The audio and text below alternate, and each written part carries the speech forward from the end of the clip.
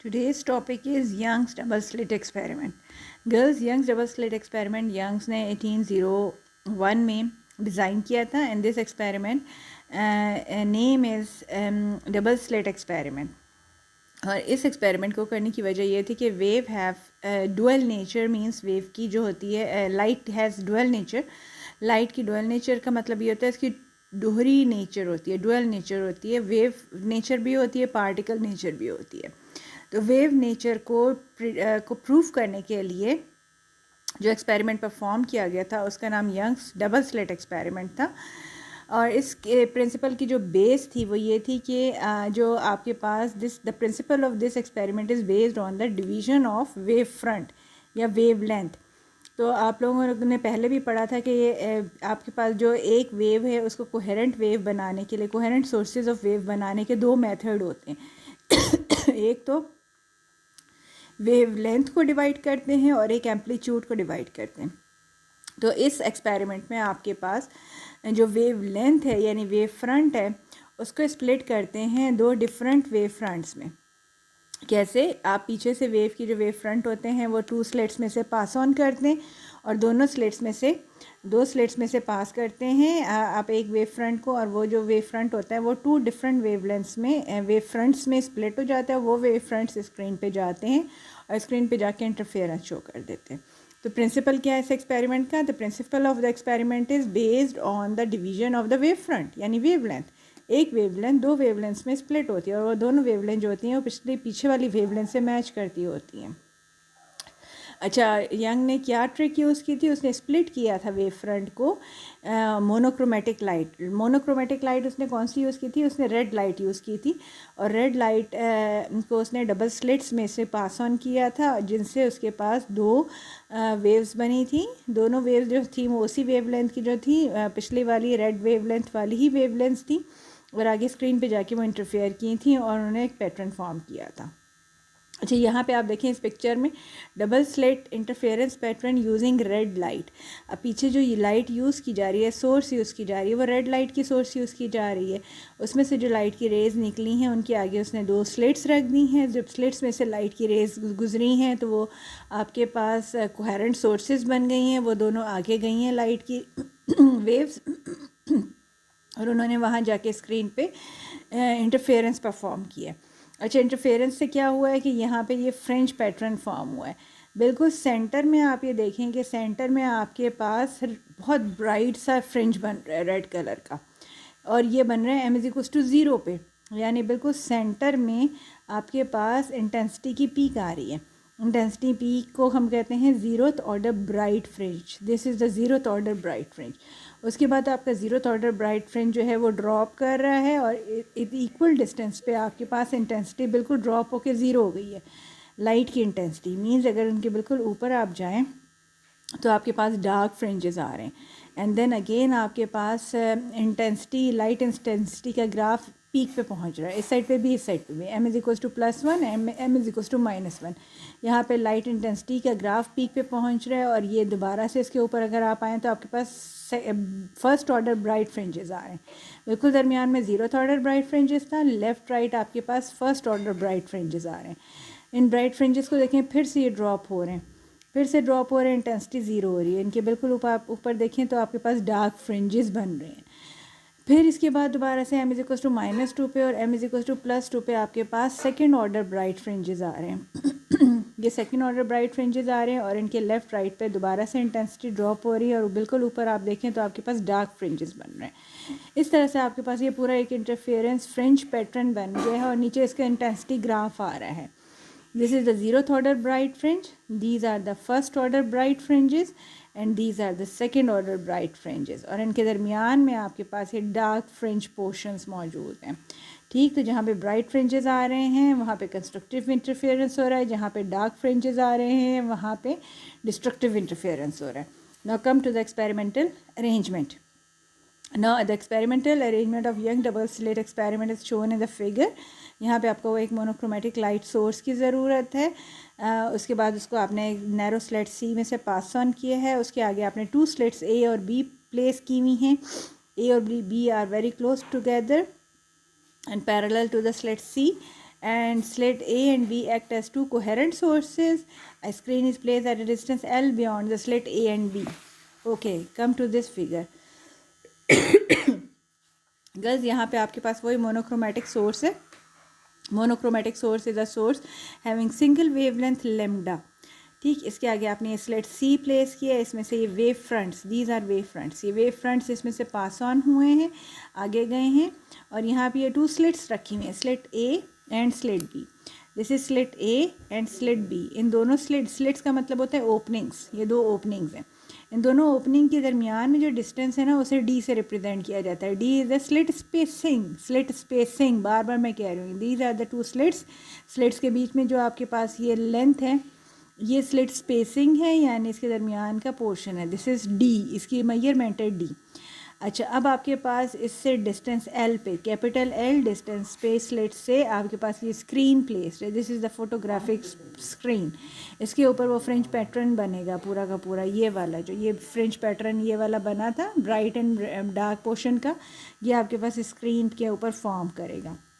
अच्छा, अब यहाँ पे आप देखें कि आपके पास ये जो वेव फ्रंट्स गए हैं, ये जब इन स्लिट्स में से पास ऑन हुए हैं, तो ये टू वेव्स में स्प्लिट हो गए. एक वेव ये पार्ट 1 से जा रही है, एक वेव जो जा रही है पार्ट 2 पे से जा रही है. क्योंकि आपके पास ये कोहेरेंट सोर्सेज हैं, तो आपके पास रे 1 और रे 2 इन दोनों के भी जो वेवलेंथ है वो लेमडा के ही इक्वल होगी. जो पीछे वेवलेंथ लेमडा थी, इन दोनों वेव्स की भी वेवलेंथ वो लेमडा के ही इक्वल होगी. अब अगर आप गौर से देखें तो आपके पास ये रेज जाती हैं और जाके पॉइंट बी पे ये इंटरफेयर करती हैं. ये ज़ीरो पे भी, यहाँ ओ पे भी इंटरफेयर करेंगी, ओ से ऊपर भी करेंगी और मज़ीद ऊपर भी करेंगे. तो ये पूरी स्क्रीन पे इंटरफेरेंस शो कर रही हैं.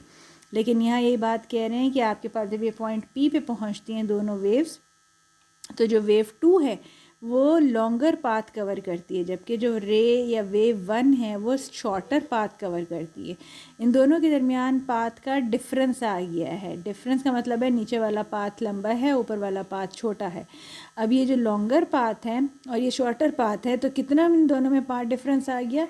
ए स्लिट से नीचे एक परपेंडिकुलर ड्रॉप किया जा रहा है, बिल्कुल परपेंडिकुलर, यानी दिस एंगल इज़ 90 डिग्री. ये एंगल 90 डिग्री है. This angle is theta. यह आपका थीटा के इक्वल एंगल है. और ये अब आपके पास अगर आप इसको स्प्लिट करें, इसको नोट करें, यहाँ पे मैंने इसकी डायग्राम को ड्रॉ की है. ये देखें, आपके पास ये स्लिट स्पेसिंग थी डी, और ये वो पॉइंट स्लिट थी बी, ये स्लिट थी ए, और आपने ये परपेंडिकुलर ड्रॉप किया है पॉइंट क्यू पे. ठीक, तो दिस इज़ एंगल थीटा. तो और ये आपके पास डी के इक्वल है. ये एक ट्रायंगल बन गई है A B Q. A B Q आपके पास एक ट्रायंगल बन गई. इस ट्रायंगल की ये बेस है, ये परपेंडिकुलर है, और ये हाइपोटेनस है. ये हाइपोटेनस है. ठीक, अब आप ये देखें कि ये जो चीज़ है ना, हाइपोटेनस डी के इक्वल है, और ये जो बेस है ये आ जाती है डी कॉस थीटा. ये डी कॉस थीटा आ जाती है, और ये जो परपेंडिकुलर है ये आ जाता है D sine theta. D sine theta आपके पास बी क्यू के इक्वल है. यहाँ B Q D sine theta. Hypotenuse D के इक्वल है, बेस इसका डी कॉस थीटा के इक्वल है, और परपेंडिकुलर इसका डी साइन थीटा के इक्वल है. यानी बी क्यू जो है ये आपके पास डी साइन थीटा के इक्वल है, और ये एस है. ये बी क्यू जो है ये एस के इक्वल है, और एस जो होती है ये आपके पास एक्स्ट्रा डिस्टेंस कवर्ड है, जो कि रे 2 ने एक्स्ट्रा कवर किया. यानी ये डिस्टेंस, अगर रे 2 का आप एस डिस्टेंस निकाल दें तो रे 1 और रे 2 इक्वल लेंथ की हो जाएंगी. यानी रे 2 के पास जो एक्स्ट्रा डिस्टेंस है ना, वो ये एस है, जो कि डी साइन थीटा के इक्वल है. ठीक, अच्छा, बिल्कुल सेंटर में आपके पास ओ है, यानी यहाँ पे ज़ीरोथ ऑर्डर ब्राइट फ्रिंज बनना है. M is equals to zero. M is equals to zero m order होता है. एम होता है number of order. M is equals to zero, यानी ज़ीरोथ ऑर्डर ब्राइट फ्रिंज जो होती है वो स्क्रीन पे बिल्कुल सेंटर में बनती है. यानी दोनों रेस जब सेंटर में पहुंचती हैं, यहाँ से भी और यहाँ से भी. ये देखें, जब स्लिट ए और स्लिट बी से रेज ओ की तरफ आएंगी, तो चूँकि वो इक्वल पाथ कवर करके आ रही हैं ए से और बी से, वो तो बिल्कुल सेंटर में है ना, तो पाथ डिफरेंस इस वक्त ज़ीरो होगा. तो इस वजह से जब पाथ डिफरेंस ज़ीरो होता है, तो आपके पास रेज जो होती हैं वो बिल्कुल इक्वल पाथ कवर करके ज़ीरो पे आ रही होती हैं, ओ पे आ रही होती हैं, और वो क्या करती हैं, वो हमेशा कंस्ट्रक्टिव इंटरफेरेंस करती हैं। और कंस्ट्रक्टिव इंटरफेरेंस का मतलब है कि ये ज़ीरोथ ऑर्डर ब्राइट फ्रिंज बन रहा है, बड़ा सा एक ब्राइट फ्रिंज बनता है। उसके ऊपर नीचे आपके पास डार्क फ्रिंज बनते हैं क्योंकि डिस्ट्रक्टिव इंटरफेरेंस होता है। फिर उसके ऊपर और नीचे m=+1 और -1 पे फर्स्ट ऑर्डर ब्राइट फ्रिंज बनते हैं, फिर डार्क फ्रिंजेस बनते हैं, एंड देन m=+2 और -2 पे फिर सेकेंड ऑर्डर ब्राइट फ्रिंजेस बन जाते हैं। तो ये पूरी की पूरी इसकी ज्योमेट्री है। अब हम इसकी मैथमेटिकल कैलकुलेशन स्टार्ट करते हैं। सबसे पहले हम कंस्ट्रक्टिव इंटरफेरेंस की कंडीशन की तरफ आ रहे हैं कि कंस्ट्रक्टिव इंटरफेरेंस किस कंडीशन के ऊपर अकर होता है। कंस्ट्रक्टिव इंटरफेरेंस के लिए ज़रूरी है कि जो ये पाथ डिफरेंस है, ठीक है, ये path difference BP minus AP, BP आपके पास क्या चीज़ थी, B से लेके P पॉइंट तक का डिस्टेंस, B से लेके P पॉइंट तक का डिस्टेंस, और AP आपके पास था रे 1 का डिस्टेंस, A से पॉइंट P तक का डिस्टेंस। तो BP माइनस AP, ये बड़े वाले डिस्टेंस में से छोटे वाले डिस्टेंस AP को जब आप सब्ट्रैक्ट करती हैं तो ये S डिस्टेंस निकल आता है दरमियान का, ये दिस S। और ये आपके पास अगर 0 lambda, 1 lambda, 2 lambda, 3 lambda and so on, मतलब इस BQ ये जो एक्स्ट्रा डिस्टेंस S है इसके अंदर फुल वेवलेंथ, या तो 0 लैम्डा का मतलब ये है कि आपके पास इन दोनों रेज AP और BP, इन दोनों के दरमियान पाथ डिफरेंस बिल्कुल ज़ीरो हो, ठीक, कोई वेवलेंथ मौजूद ना हो, तो उस टाइम आपके पास 0th ऑर्डर ब्राइट फ्रिंज बनेगा, यानी AP और BP सेंटर में आके इंटरफेयर कर रही हैं, वो 0 लैम्डा। अगर 1 लैम्डा का पाथ डिफरेंस है AP और BP में, इसका मतलब है कि यहाँ पर दरमियान में जो ये एक्स्ट्रा डिस्टेंस है इसमें 1 लैम्डा, पूरी एक वेवलेंथ मौजूद है, 1 वेवलेंथ मौजूद है। 1 वेवलेंथ अगर मौजूद है तो वो अगेन दोबारा से पॉइंट P पे AP और BP कंस्ट्रक्टिव इंटरफेरेंस करेंगी। और अगर BQ, ये जो पाथ डिफरेंस है इसके दरमियान 2 वेवलेंथ्स मौजूद हैं, 2 वेवलेंथ्स मौजूद हैं, तब भी आपके पास पॉइंट P पे दोनों की दोनों जो वेव्स हैं वो कंस्ट्रक्टिव इंटरफेरेंस करेंगी। 3 लैम्डा पे भी कंस्ट्रक्टिव इंटरफेरेंस, यानी फुल वेवलेंथ। इस पाथ डिफरेंस के अंदर या तो कोई वेवलेंथ ना हो या full wavelength 1 lambda, 2 lambda, 3 lambda, पूरी इंटीग्रल मल्टीपल ऑफ वेवलेंथ्स मौजूद होंगी इस पाथ डिफरेंस के दरमियान। तो तब आपके पास पॉइंट P पे रे 1 और रे 2 जाके कंस्ट्रक्टिव इंटरफेरेंस परफॉर्म करेंगी, ठीक। अच्छा, अब ये जो आपके पास ये जो पाथ डिफरेंस था BP माइनस AP, इसको मैंने यहाँ पे BQ से रिप्रेजेंट किया है कि this is the extra path which the रे 2 ऑक्युपाइज। सो ये जो आपके पास BQS के इक्वल है वो M लैम्डा, M यहाँ पे इंटीजर है, 0 वैल्यू, 1 वैल्यू, 2 वैल्यू, 3 वैल्यू, 0 की M की ये वैल्यूज़ होंगी M लैम्डा। तो आपके पास अगर पाथ डिफरेंस जो S है वो M लैम्डा के इक्वल होगा तो कंस्ट्रक्टिव इंटरफेरेंस होगा। इसके अलावा ये जो पाथ डिफरेंस BQ है, ये मैंने आपको बताया था ये D साइन थीटा के भी इक्वल होता है, क्योंकि जो ट्राइंगल है ABQ ट्राइंगल, उसमें ये एंगल ऊपर टॉप पे थीटा बन रहा है, ठीक है, ये वाला एंगल आपको थीटा नज़र आ रहा है, ये बेस है AQ is your D cos theta. यहाँ पे मैं आपको बता भी देती हूँ कि ये आपका D कॉस थीटा, ये वाली ये बेस है, ये D कॉस थीटा के इक्वल है, ये परपेंडिकुलर है, ये परपेंडिकुलर जो है ये D साइन थीटा के इक्वल है, और D साइन थीटा जो है ये S के इक्वल है, ठीक, ये आपका S के इक्वल है। D sine theta is BQ which is equals to S। तो यहाँ पे मैंने अब क्या किया है कि BQ जो आपका पाथ डिफरेंस है उसको D साइन थीटा के इक्वल, उसकी ये वाली वैल्यू रख दी है, D साइन थीटा। अब BQ आपके पास M लैम्डा के इक्वल भी आ गया, BQ आपके पास D साइन थीटा के भी इक्वल आ गया। दोनों इक्वेशन 1 और 2 को कंपेयर करें तो D sine theta is equals to M lambda, यानी अगर आपके पास D sine theta M lambda के इक्वल हो जाए, पाथ डिफरेंस M लैम्डा के इक्वल हो जाए, तो आपके पास कौन सी होती है, कंस्ट्रक्टिव इंटरफेरेंस टेक प्लेस हो जाता है। This is the condition for constructive interference के path difference between the two waves coming from slit A and slit B, उनके ये path difference D sine theta अगर M lambda integral multiple of full wavelength के equal होगा तो आपके पास constructive interference होगी। अब वो कह रहे हैं सेंट्रल पॉइंट O पे क्या होता है, M=0। यहाँ पे अगर M=0 पुट कर दें तो D साइन थीटा पूरा 0 के इक्वल हो जाएगा, और सेंटर में आपके पास ब्राइट फ्रिंज ऑब्टेन होगी जिसे 0th ऑर्डर ब्राइट फ्रिंज कहते हैं। सेंट्रल पॉइंट पे ब्राइट फ्रिंज होती है और 0th ऑर्डर ब्राइट फ्रिंज होती है। फिर M की वैल्यू अगर यहाँ पे प्लस माइनस पुट कर दें तो D साइन थीटा आपके पास +-1 लैम्डा के इक्वल होती है, D sine theta plus minus one lambda के इक्वल होती है, यानी आपके पास जो पाथ डिफरेंस है उसमें पूरी वन वेवलेंथ मौजूद होगी, तो आपके पास फर्स्ट ऑर्डर ब्राइट फ्रिंज बनेगा। प्लस माइनस वन का मतलब ये है, ये इंटेंसिटी डायग्राम पे प्लस वन पे एक ब्राइट फ्रिंज आ रही है और माइनस वन पे दूसरी ब्राइट फ्रिंज आ रही है। दिस मीन्स कि आपके पास इस ज़ीरोथ ऑर्डर के ऊपर यहाँ पे प्लस वन पे भी ब्राइट फ्रिंज आ रही है और नीचे माइनस वन पे भी ब्राइट फ्रिंज आ रही है। प्लस वन और माइनस वन, यहाँ प्लस वन है, यहाँ माइनस वन है, इन पे आपके पास bright fringes, first order bright fringes आएंगी। अच्छा, इसके बाद आपके पास क्या होता है, m is equal to two plus minus two पे डी साइन थीटा आपके पास आ जाता है प्लस माइनस टू लेमडा।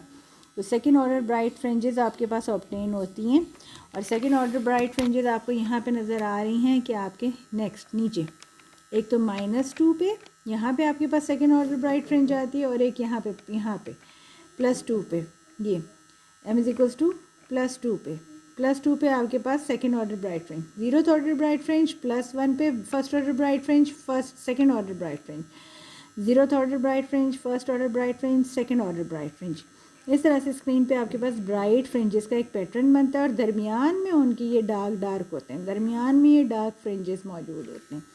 तो यहाँ तक हम लोगों ने कंडीशन फॉर ब्राइट फ्रिंज निकाल ली है, और इसके बाद हमने उसकी डिफरेंट वैल्यूज़ पुट करके बता दिया कि this is zeroth order bright fringe, first order and second order bright fringes.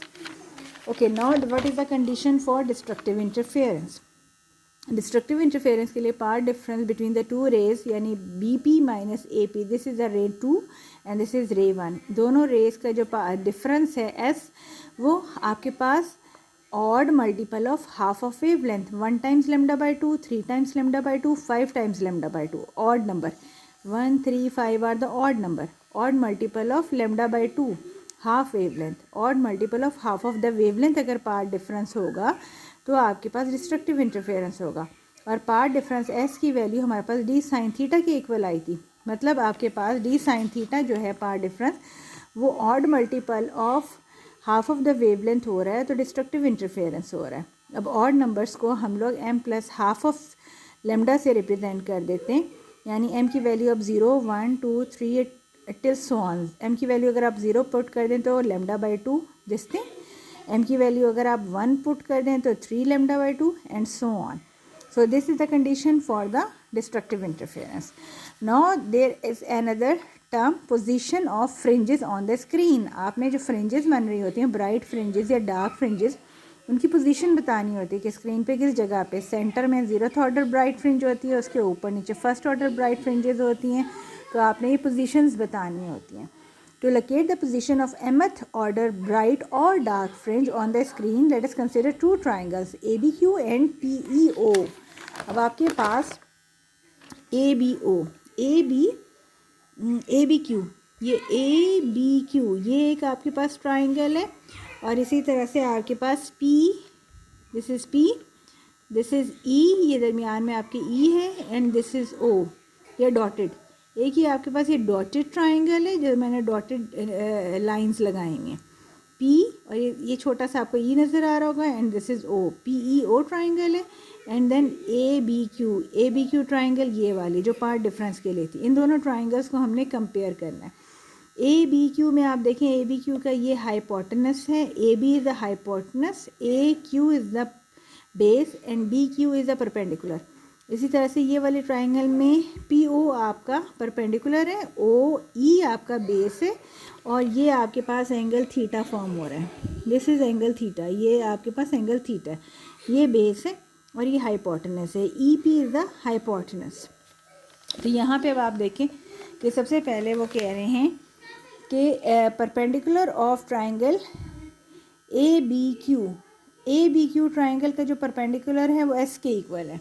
यहाँ देखें ABQ का जो परपेंडिकुलर है ना, ये वाला BQ, ये BQ परपेंडिकुलर था जो कि आपके पास S के इक्वल है, ठीक।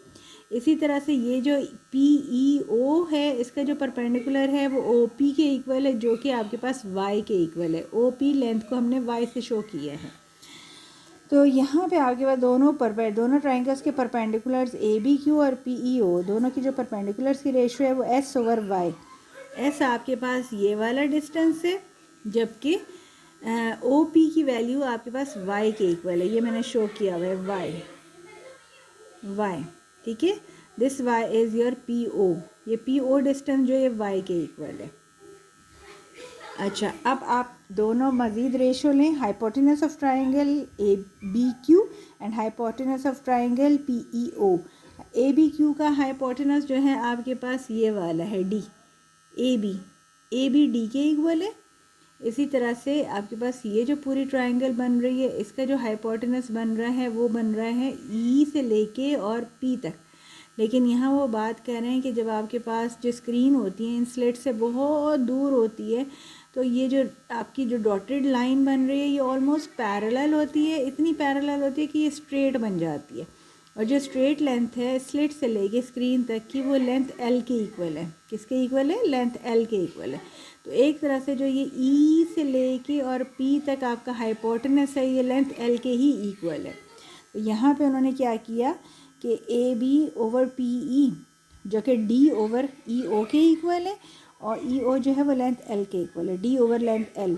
तो अब आपने यहाँ पे क्या किया कि आपने दोनों ट्राइंगल्स के परपेंडिकुलर्स की रेशो निकाल ली और दोनों ट्राइंगल्स की हाइपोटेनस की रेशो निकाल ली।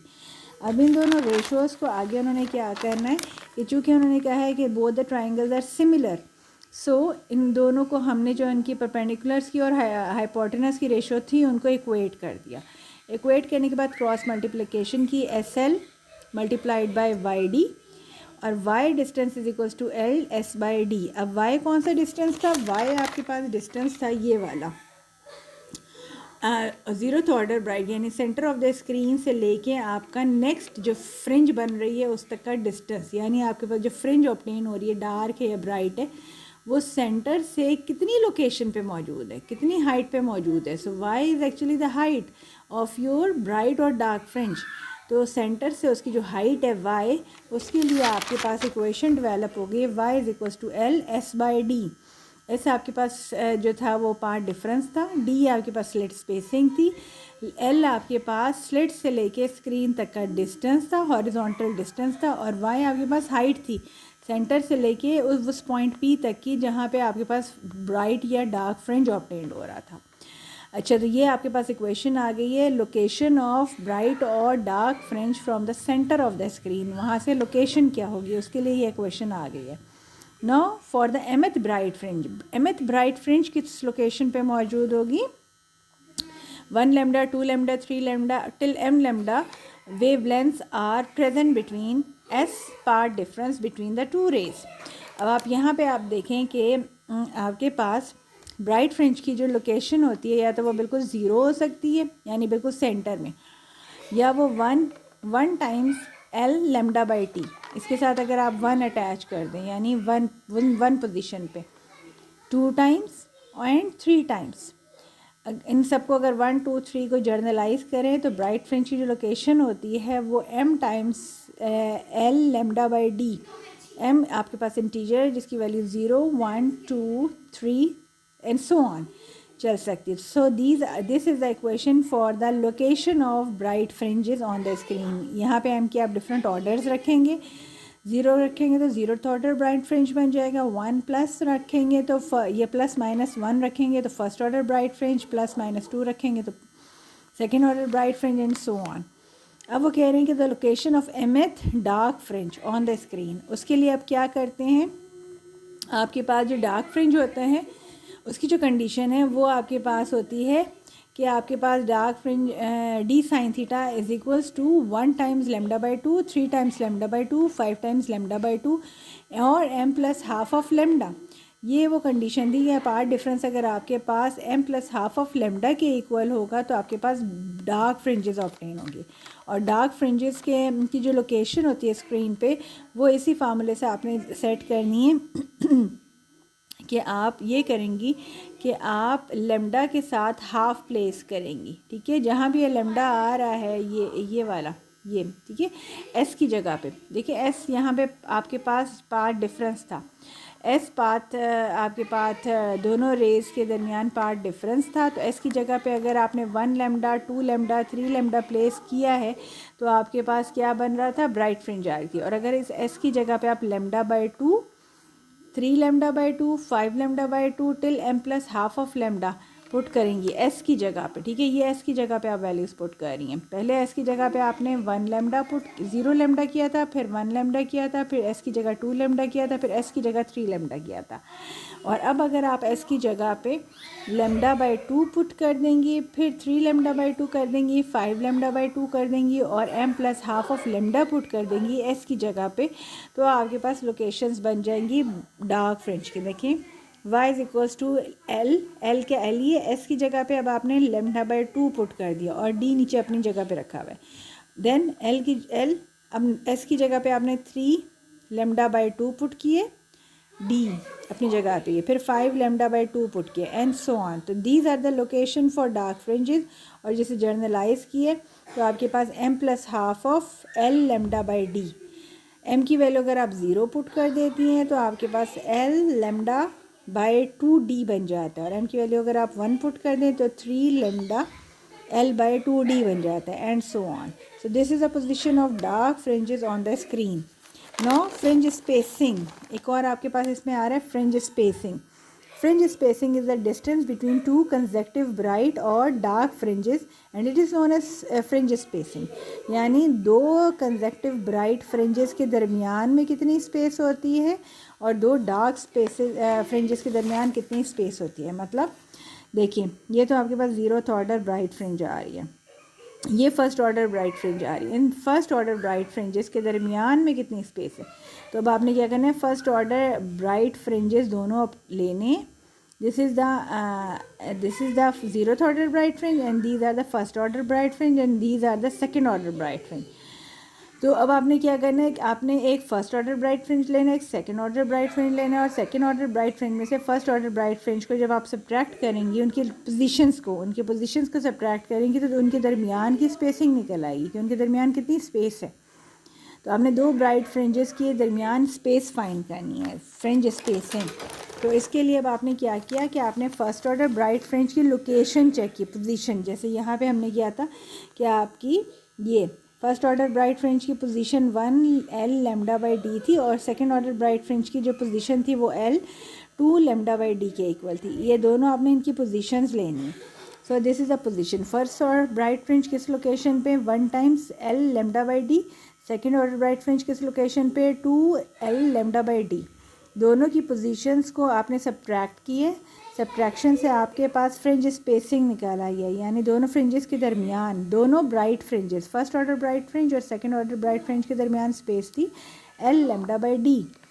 नाउ अब आपके पास dark first order dark fringe यहाँ पे किसके इक्वल आ रही थी, वो आ रही थी 1 times l lambda by 2d, और सेकेंड ऑर्डर ब्राइट फ्रिंज आपके पास आ रही थी l 3 लेमडा बाई 2d।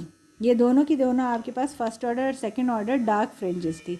इन दोनों को जब सब्ट्रैक्ट किया है तो आपके पास l लेमडा बाई डी दोनों डार्क फ्रिंजेस के दरमियान की स्पेसिंग आ गई है। This is the spacing between two bright fringes and this is the spacing between two dark fringes. अभी आप देखें कि ये सिमिलर हैं, l lambda by D l lambda by D. This means कि दो ब्राइट फ्रिंजेस हों या दो डार्क फ्रिंजेस हों, उनके दरमियान स्पेसिंग इक्वल होती है। पैटर्न में जितनी स्पेस दो ब्राइट फ्रिंजेस के दरमियान होती है उतनी स्पेस टू डार्क फ्रिंजेस के दरमियान भी होती है। इक्वल सेम फ्रिंज स्पेसिंग, दो ब्राइट के दरमियान भी उतनी स्पेसिंग है, दो डार्क के दरमियान भी उतनी स्पेसिंग है। तो जो इसका पैटर्न बनता है वो बड़ा सिमेट्रिकल बनता है। ये दोनों डार्क के दरमियान भी उतनी स्पेस होती है और दोनों ब्राइट्स के दरमियान भी उतनी स्पेस होती है। ये बड़ा सिमेट्रिकल सा मेथड पूरा का पूरा फ्रिंज पैटर्न बनता है। ओके इसके बाद आपके पास गर्ल्स इसमें कुछ न्यूमेरिकल्स हैं।